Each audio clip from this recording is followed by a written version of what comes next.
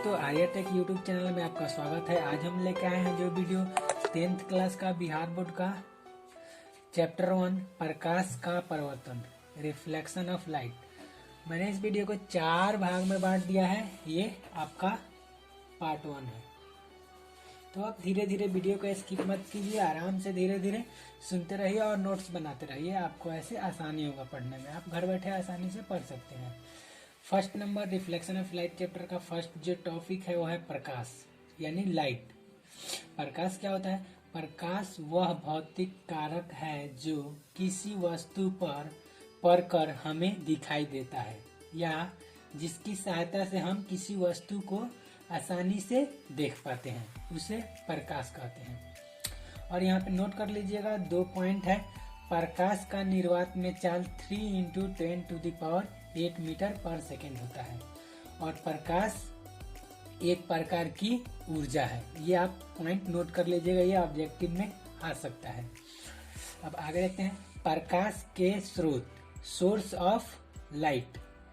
प्रकाश जिस वस्तु से निकलता है उसे प्रकाश का स्रोत कहा जाता है। जैसे आप लोग भी देख सकते हैं, समझ सकते हैं, सूर्य, उससे प्रकाश आता है, या तारा, लाइट, बल्ब वगैरह etc।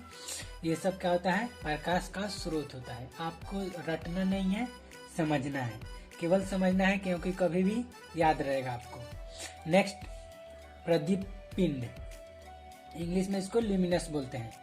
प्रदीप पिंड क्या होता है? वैसा वस्तु जो प्रकाश उत्सर्जित करता है उसे प्रदीप्त पिंड या दीप्त पिंड कहते हैं।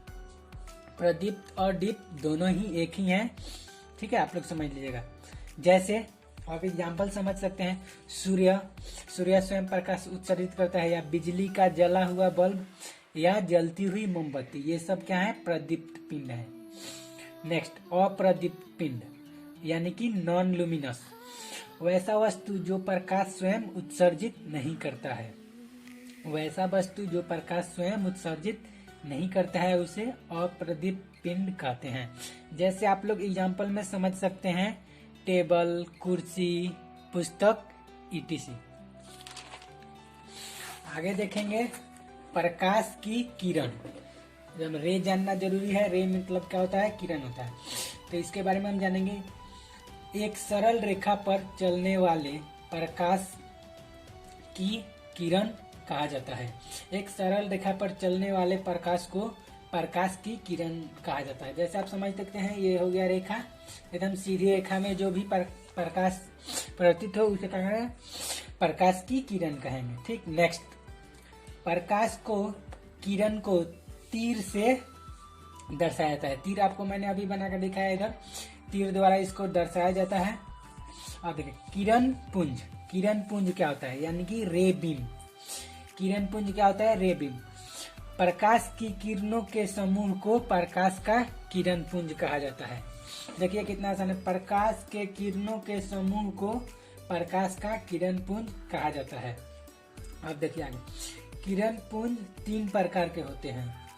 एक नंबर अपसारी किरण पुंज यानी कि डाइवर्जिंग बीम, सेकेंड समांतर किरण पुंज यानी कि पैरेलल बीम, और थर्ड है जो आपका अभिसारी किरण पुंज कन्वर्जिंग बीम। अब एक नंबर देख लेते हैं, अभिसारी किरण पुंज यानी कि डाइवर्जिंग बीम।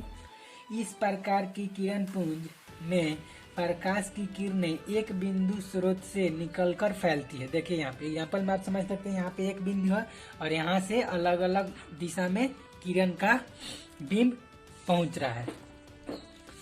आगे देखिए सेकेंड वाला क्या है? समांतर किरण पुंज। आप लोग इसको फोटो देखकर ही आसानी से क्या कर सकते हैं? समझ सकते हैं कि इसका थ्योरी क्या होगा। सेकेंड वाला समांतर किरण पुंज, इस प्रकार के किरण पुंज में प्रकाश की किरणें समांतर दिशा में होती है, उसे समांतर किरण पुंज कहते हैं। देखिए यहाँ पे ये जो एरो का साइन दिखा रहा है, तीर का निशान, ये क्या है? ये सब किरण है, ये समांतर दिशा में ट्रेवल कर रही है। नेक्स्ट थर्ड है अभिसारी किरण पुंज। अभिसारी किरण पुंज क्या होता है? इस प्रकार की किरण पुंज में प्रकाश की किरण एक बिंदु पर मिलती है या मिलती हुई प्रतीत होती है, उसे अभिसारी किरण पुंज कहलाता है। यहाँ पे देखिए, यहाँ पे एक बिंदु है, यहाँ पे अलग अलग दिशा से किरण क्या हो रही है, आके एक बिंदु पे मिल रही है, तो इसे क्या बोलेंगे, अभिसारी किरण पुंज बोलेंगे। आगे देखिए, अब नेक्स्ट टॉपिक पारदर्शी पदार्थ। पारदर्शी पदार्थ यानी कि ट्रांसपेरेंट मैटर। ट्रांसपेरेंट मैटर क्या होता है, वैसा पदार्थ जिससे प्रकाश आसानी से आर पार हो जाते हैं। कहने से ही पता चल रहा है ट्रांसपेरेंट यानी कि पारदर्शी, आर पार। जैसे एग्जांपल देख लीजिए, हवा, कांच, पानी, इसमें क्या होगा, प्रकाश आसानी से आर पार हो जाता है। आप लोग ये देख भी सकते हैं, समझ भी सकते हैं, एग्जांपल से आपको अच्छे से समझ में आ जाएगा। और नेक्स्ट क्या है, अपारदर्शी पदार्थ यानी कि ऑब्क्यू मैटर। ये कहने से ये भी उसमें पता चल रहा है कि पारदर्शी यानी कि पार, और अपारदर्शी ऐसे ही आप समझ सकते हैं। वैसा पदार्थ जिससे प्रकाश आसानी से आर पार नहीं हो। वैसा पदार्थ जिससे प्रकाश आसानी से आर पार नहीं हो। जैसे एग्जांपल देख सकते हैं, टेबल, ईंट, लकड़ी, आप लोग भी ये आसानी से समझ सकते हैं। आगे नेक्स्ट टॉपिक देखिए क्या है, परभासी पदार्थ, ट्रांसक्यूलेंट मैटर। वैसा पदार्थ जिससे प्रकाश आंशिक रूप से आर पार होते हैं। आंशिक, आंशिक मतलब यहाँ क्या हो गया, आंशिक मतलब थोड़ा थोड़ा, प्रकाश किसी भी चीज से थोड़ा थोड़ा आर पार हो, वो क्या होगा, परभासी पदार्थ कहलाएगा। जैसे आप देख सकते हैं, घिसा हुआ कांच, कांच यानी कि शीशा, मिरर, जो आप लोग घर में देखने के लिए यूज करते हैं। तेल लगा हुआ कागज, धुआं, कुहासा, बादल, ये सब क्या है, परभासी पदार्थ है, ट्रांसक्यूलेंट मैटर। नेक्स्ट, अब सबसे वो सब कुछ नहीं था, अब सबसे मेन टॉपिक है आपका प्रकाश का परावर्तन। प्रकाश का परावर्तन, यहाँ पे जो आपका चैप्टर का नाम है उसी का ये मेन हेडिंग है, रिफ्लेक्शन ऑफ लाइट। तो हम देखेंगे प्रकाश का परावर्तन क्या होता है, आपको फोटो में हम अच्छे से समझाएंगे। जब प्रकाश की किरण किसी परावर्तक सतह से टकराकर वापस लौटती है तो इस लौटने की क्रिया को प्रकाश का परावर्तन कहा जाता है। आप यहाँ फोटो में आराम से समझ सकते हैं कि प्रकाश का परावर्तन क्या होता है। मैं आपको फोटो बना के समझा दे रहा हूँ कि क्या होता है प्रकाश का परावर्तन। देखिए यहाँ पे ये जो हो गया, इसको क्या बोलेंगे, परावर्तक सतह। ये आपका परावर्तक सतह हो गया। यहाँ पे एक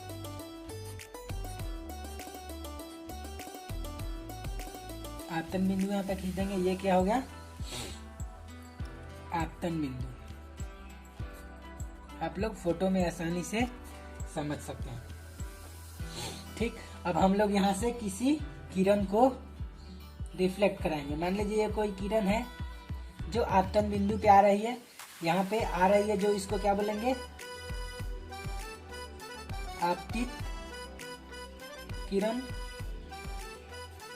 और यहाँ टकराने के बाद क्या होता है, फिर ये वापस चला जाता है। जितने डिग्री से आएगा ये, वो इतने डिग्री में वापस चलाएगा। तो ये क्या हो गया, ये जाने वाला परावर्तित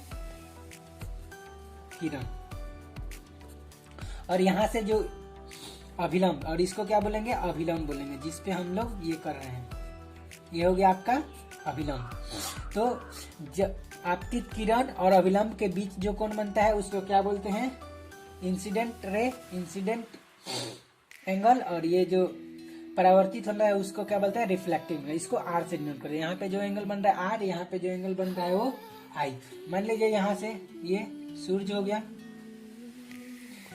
इससे प्रकाश आया और आपतन बिंदु पर पड़ने के बाद ये रिफ्लेक्ट होकर इधर चला गया। तो ये हो गया आपतित किरण, और ये क्या हो गया, परावर्तित किरण। और ये जो आई जो बना है उसको क्या बोलेंगे, आपतन कोण। और जो आर है उसको क्या बोलेंगे, परावर्तन कोण। ठीक, इस फिगर को आप लोग आराम से समझ सकते हैं। अब आगे मैं एक एक करके सबको बता रहा हूँ कि कौन क्या क्या है। यहाँ पे एक बिंदु था, ठीक, ये हो गया आपतित किरण। और यहाँ परावर्तित होने के बाद क्या हुआ, यहाँ पे आई एंगल बनाया, यहाँ पे आर एंगल बनाया, और ये क्या होगा, परावर्तक सतह, जिससे टकराकर प्रकाश जा रहा है। तो सबसे पहले इसमें देखेंगे हम लोग प्रकाश के परावर्तन के दो नियम होते हैं। बहुत ही इम्पोर्टेंट टॉपिक है ये। प्रकाश के परावर्तन के दो नियम होते हैं। एक नंबर आपतित किरण, परावर्तित किरण एवं आपतन बिंदु पर खींचा गया अभिलंब तीनों एक ही समतल में होता है।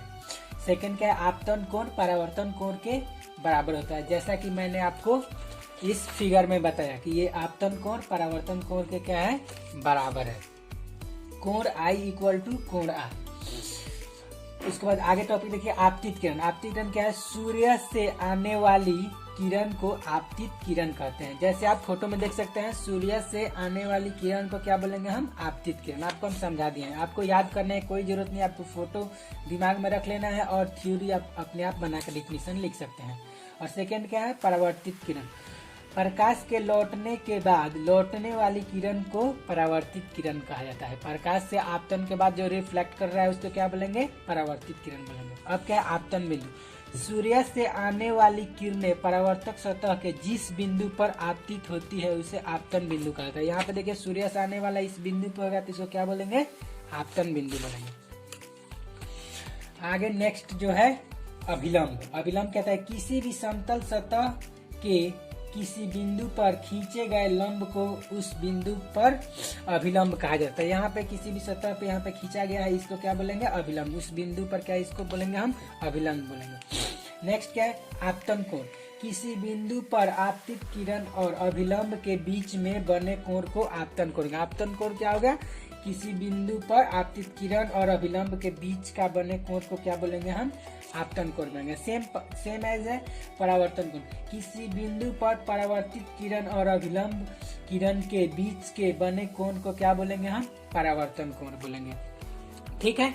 अब इस पार्ट 1 का सबसे लास्ट टॉपिक यह है प्रतिबिंब। प्रतिबिंब यानी कि इमेज, फोटो, आप लोग ये समझ सकते हैं। किसी बिंब या वस्तु से आ रही प्रकाश की किरणें परावर्तन या अपवर्तन के बाद प्रधान अक्ष के जिस बिंदु पर काटती है या काटती हुई प्रतीत होती है उसे प्रतिबिंब कहा जाता है। जैसे प्रतिबिंब देखिए, प्रतिबिंब दो प्रकार के होते हैं। एक होता है वास्तविक प्रतिबिंब और एक क्या होता है, काल्पनिक प्रतिबिंब। यानी कि फर्स्ट रियल इमेज और सेकंड क्या है, रेयर इमेज। तो सबसे पहले देखेंगे हम वास्तविक प्रतिबिंब, रियल इमेज। किसी बिंब या वस्तु से आ रही प्रकाश की किरण परावर्तन या अपवर्तन के बाद प्रधान अक्ष के जिस बिंदु पर काटती है उसे उस बिंदु का वास्तविक प्रतिबिंब कहा जाता है। नेक्स्ट दूसरा क्या है, काल्पनिक या आभासी। सेकेंड वाला क्या, आभासी प्रतिबिंब भी उसी को बोलते हैं, काल्पनिक भी उसी को बोलते हैं। किसी बिंब या वस्तु से आ रही प्रकाश की किरण परावर्तन या अपवर्तन के बाद प्रधान अक्ष के जिस बिंदु पर काटती हुई प्रतीत होती है उसे काल्पनिक या आभासी प्रतिबिंब कहते हैं। बस पार्ट 1 में आज के लिए इतना ही वीडियो। अगले वीडियो के लिए पार्ट 2 देखने के लिए हमारे चैनल को सब्सक्राइब करें और अगर पसंद आए, अगर वीडियो अच्छा लगा आपको तो वीडियो पर प्लीज एक लाइक करें।